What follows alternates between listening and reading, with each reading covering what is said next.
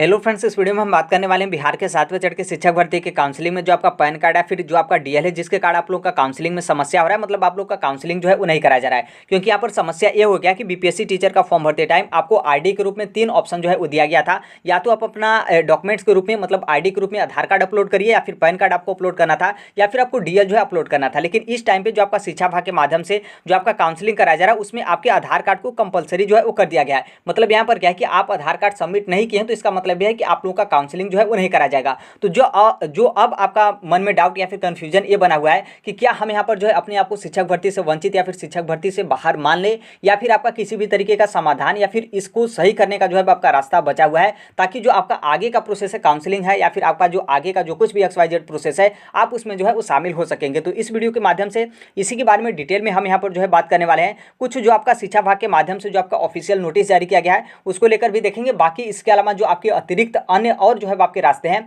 उसके बारे में भी हम यहाँ पर जो है बात करने वाले। सबसे पहले यहाँ पर कुछ अभ्यर्थी ऐसे भी हैं जिनके मन में यहाँ पर डाउट ये है कि जो आप लोगों को अभी डॉक्यूमेंट जो आपका री अपलोड करने को मौका जो आपका दिया गया जो गैजेटेड ऑफिसर से यहाँ पर अटेस्टेड करवा के, तो आप यहाँ पर सोच रहे हैं कि जैसे हमने पैन कार्ड या फिर डीएल पहले से अपलोड किया है तो क्या यहाँ पर हम अपना आधार कार्ड अपलोड कर दें, और अपलोड कर देंगे तो क्या हमारा डॉक्यूमेंट्स वेरिफिकेशन या फिर जो आपका काउंसलिंग वो आपका यहाँ पर करा लिया जाएगा। तो देखिए ऐसे कंडीशन में आपका 2 तरीके का जो है आपका कंडीशन है, क्योंकि जितने भी आपके काउंसलिंग सेंटर बनाए गए हैं उस काउंसलिंग सेंटर पर अलग अलग तरीके का जो है आपका सूचना या फिर नोटिस या फिर उनके माध्यम से आपका काउंसलिंग जो है कराया जा रहा है। क्योंकि देखिए इस तरीके का आप कंडीशन करके मतलब जैसे आप अभी जो है अपना आधार कार्ड ही अपलोड कर दिए हैं तो कुछ जो आपके काउंसलिंग सेंटर हैं जहां पर आप लोग का काउंसलिंग जो है आपका करा लिया जा रहा है, लेकिन कुछ जो आपके काउंसलिंग सेंटर है जहां पर ये बोला जा रहा है और वहां पर आपका क्या किया जा रहा है कि भले ही जो आपका डॉक्यूमेंट्स है वो आपका पैन कार्ड या फिर डीएल के स्थान पर आपका यहाँ पर आधार कार्ड अपलोड हो चुका है, लेकिन आप सभी लोग को पता है कि आप अपना डॉक्यूमेंट्स अपलोड किए होंगे तो उसका आपको नंबर भी जो फिलअप करना था। जैसे आप आधार कार्ड अपलोड किए थे तो आधार कार्ड का नंबर डालना था, डीएल अपलोड किए थे तो डीएल का नंबर डालना था,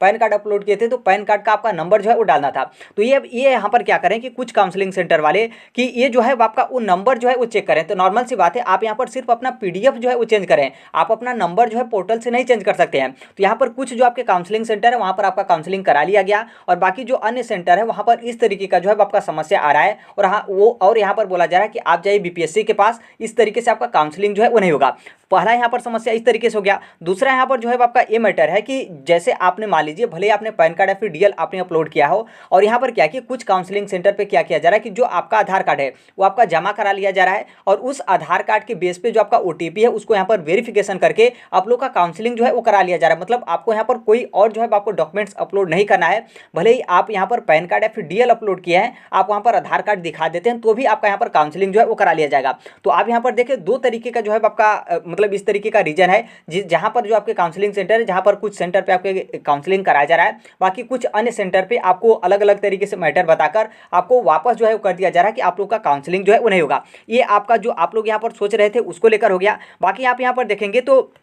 यहाँ पर आप डेट देखेंगे 20 अक्टूबर 2023 को जो आपका माध्यमिक शिक्षा विभाग है बिहार सरकार के माध्यम से, उनके माध्यम से यहाँ पर आपके ऑफिशियल जो है वो नोटिस जारी किए गए थे। इस नोटिस में जो आपका ऊपर वाला पॉइंट होगा जिसमें आपके नाम की त्रुटि को लेकर और जो आपका आधार कार्ड का नंबर वाला मिस्टेक था, तो उसको आप यहाँ पर जो है ध्यान मत दीजिएगा, क्योंकि यहाँ पर जो हम बात करें आपका पैन कार्ड और डीएल जो आपका आधार कार्ड है उस मैटर को लेकर। तो आप यहाँ पर देखेंगे तो यहाँ पर आपका बोला गया कि इसी तरीके से अन्य आपके मामले हैं, मतलब यहाँ पर जो आपका आधार कार्ड का मिसमैच वाला था या फिर आपके आधार कार्ड के नंबर का जो आपका डिजिट जो था उसमें यहाँ पर गलती था, तो उसी तरीके से मान लीजिए कोई और आपका यहाँ पर मिस्टेक है, तो यहाँ पर आपके समाधान का रास्ता जो है 2 तरीके से जो है आपका बताया गया था। 2 तरीके से आप यहाँ पर जो है वो देख सकते हैं। पहला यहाँ पर रास्ता आपका ये था कि जैसे मान लीजिए आप जिस जिले के भी अस्थायी निवासी होंगे, नॉर्मल सी बात है आप मान लीजिए अदर स्टेट के भी अभ्यर्थी हैं तो किसी न किसी जिले के आप अस्थायी निवासी होंगे, तो वहाँ से यहाँ पर क्या करना था कि वहाँ से जो आपके जिलाधिकारी होंगे उनसे आपको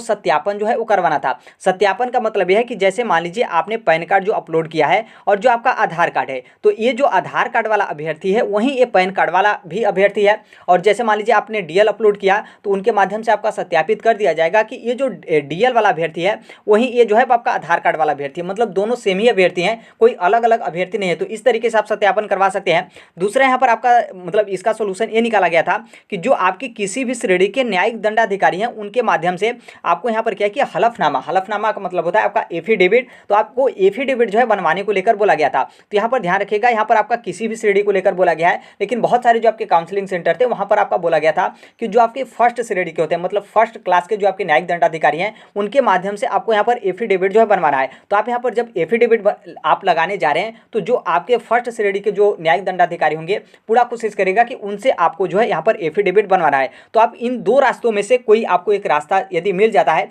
तो इन दो रास्तों से आप करिएगा। हो सकता है कि इससे भी जो है आपका काउंसलिंग करा लिया जाए, क्योंकि देखिए जो आपका एफिडेविट होता है इससे आपके बहुत सारी चीज़ें आपके सॉल्व हो जाती हैं। और नॉर्मल सी बात है, यदि आपके काउंसलिंग सेंटर है वहाँ पर यदि इस एफिडेविट को आपका एलिजिबल या फिर अलाउ कर लिया जाता है तो नॉर्मल सी बात है, इसमें किसी भी तरीके का दिक्कत नहीं है, आप लोग का काउंसलिंग जो है वो करा लिया जाएगा। तो दो रास्ता आपका यहाँ से हो गया। और तीसरा रास्ता यहाँ पर ये है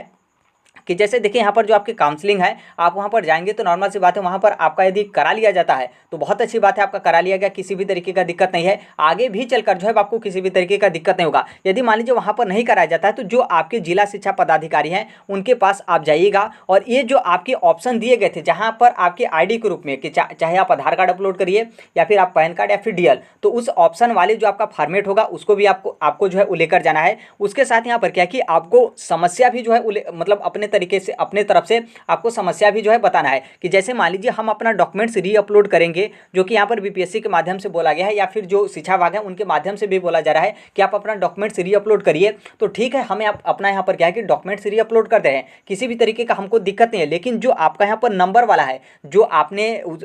अपलोड तो कर दिया लेकिन उसके साथ जो आपका नंबर है वो यहाँ पर नंबर हम कैसे जो है इस तरीके से करेंगे। तो नॉर्मल सी बात है, वो भी सोचेंगे कि बिल्कुल यहाँ पर सही बात है, क्योंकि जो आप अपलोड कर रहे हैं डॉक्यूमेंट्स वो सिर्फ PDF फॉर्मेट में अपलोड करें, उसके साथ आपको कुछ भी फिलअप करना ही नहीं है। तो आप यहाँ पर कैसे जो है अपना आधार कार्ड का नंबर जो है इंटर कर सकते हैं। तो पहला इस तरीके से आप समस्या बताइएगा। दूसरा यहाँ पर यह है कि आपको ऑप्शन भी बताना है, क्योंकि ऑप्शन का मतलब यह है कि जैसे जो आपका ID है, ID के रूप में आपका बताया गया था कि आप अपना DL डालिए या फिर आपको आपका अपना जो है पैन कार्ड डालना है। जब यहाँ पर आपको अतिरिक्त ऑप्शन मिला था, कंपलसरी आपका तो किया नहीं गया था कि आप अपना आधार कार्ड नहीं डालते हैं तो BPSC टीचर का फॉर्म नहीं भरेंगे। तो जब आपके पास ऑप्शन था और उसमें से आपको एक ऑप्शन जो है वो सेलेक्ट करके एक ID आपको सबमिट करना था, तो हम यहाँ पर जो आपके DL हो या फिर पैन कार्ड है वो हम यहाँ पर सबमिट किए हैं, तो क्या हमको क्यों जो है आपका दिक्कत किया जा रहा है। तो हो सकता है कि जिला शिक्षा पदाधिकारी हैं उनके माध्यम से आपका समाधान निकाला जाए और जो काउंसलिंग सेंटर है वहाँ पर बोला जाए कि इनका आप काउंसलिंग करा लीजिए। तो इस माध्यम से भी जो है आपका काउंसलिंग होगा। तो पूरा यहाँ पर कोशिश करिएगा कि जो जिला शिक्षा पदाधिकारी हैं उनसे आप कॉन्टैक्ट करें।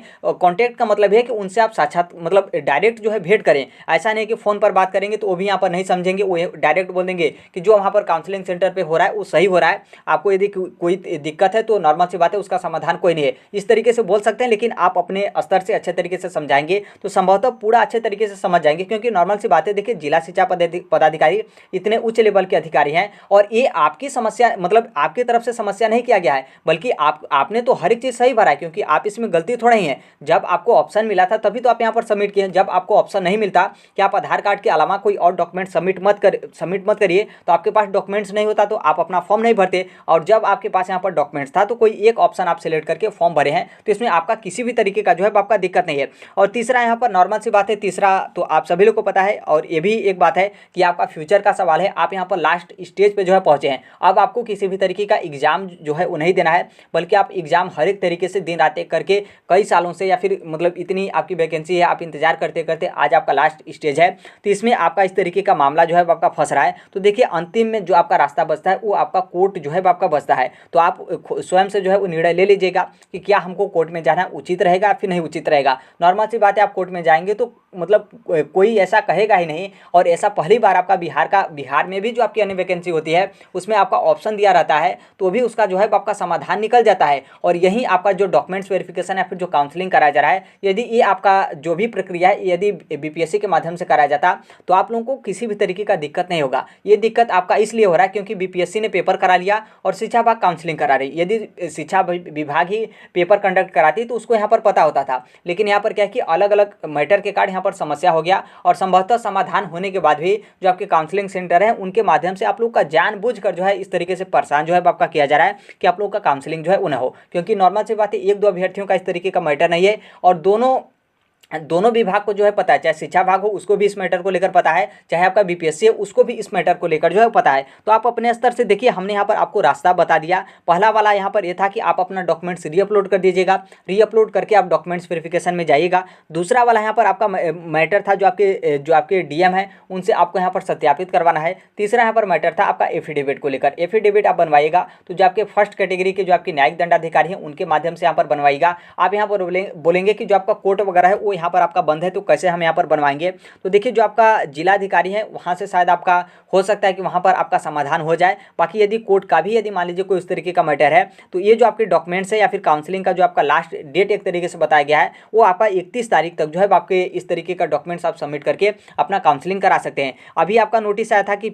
जो आपका 25 अक्टूबर है उस डेट तक आपको काउंसलिंग करा लेना है। तो यहाँ पर आपका 25 डेट को लेकर ये बोला गया था कि आप अभ्यर्थी यथासंभव पूरा प्रयास करें कि 25 तारीख तक आप लोग यहाँ पर काउंसलिंग करा लें। मतलब यहाँ पर बोला गया है आपको कि आप पूरा कोशिश करिए कि 25 तक काउंसलिंग करा लें। बाकी जो आपका लास्ट जो आपका अक्टूबर होगा, पूरा अक्टूबर तक जो है आप लोगों का काउंसलिंग जो है वो चलेगा। तो देखिए, अभी के लिए यही अपडेट है। बाकी जैसे भी जो कोई भी अपडेट आता है हमारे माध्यम से जो है आपका शेयर कर दिया जाता है। बाकी जिनका भी आधार कार्ड में जो आपका नाम और आवेदन वाले में जो आपका नाम था उसमें आपका मिस्टेक था, तो कल ही आपका शिक्षा विभाग के माध्यम से आपका नोटिस जारी तो कर दिया गया था, लेकिन उसके अलावा भी बहुत सारे जो आपके काउंसलिंग सेंटर हैं उस पर जो है आपका परेशान किया गया और उनके माध्यम से बोला गया कि हमें तो ये नोटिस का पता ही नहीं है। आप यहाँ पर समझिए कि कितना मतलब उस तरीके से सीरियस लेकर जो है आप लोग का काउंसलिंग जो है वो कराया जा रहा है। और कुछ काउंसलिंग सेंटर पे उसी चीज़ का आपका काउंसलिंग हो जा रहा है और कुछ काउंसलिंग सेंटर पे बोला जा रहा है कि हमें तो पता ही नहीं कि शिक्षा विभाग के माध्यम से इस तरीके का आपका नोटिस जो है वो जारी किया गया है। तो अब आप देखिए आगे जो है आपका आने वाले समय में क्या होता है। यदि इस तरीके से काउंसलिंग होगा तो कहीं ना कहीं बहुत सारे अभ्यर्थी एग्जाम क्वालिफाई होने के बाद और उनके पास हर एक चीज़ डॉक्यूमेंट्स होने के बाद भी वो लोग यहाँ पर क्या है कि शिक्षक भर्ती से वंचित तो अभी फिलहाल के लिए हैं। बाकी नॉर्मल सी बात है, वो तो कोर्ट केस में जाएंगे ही, क्योंकि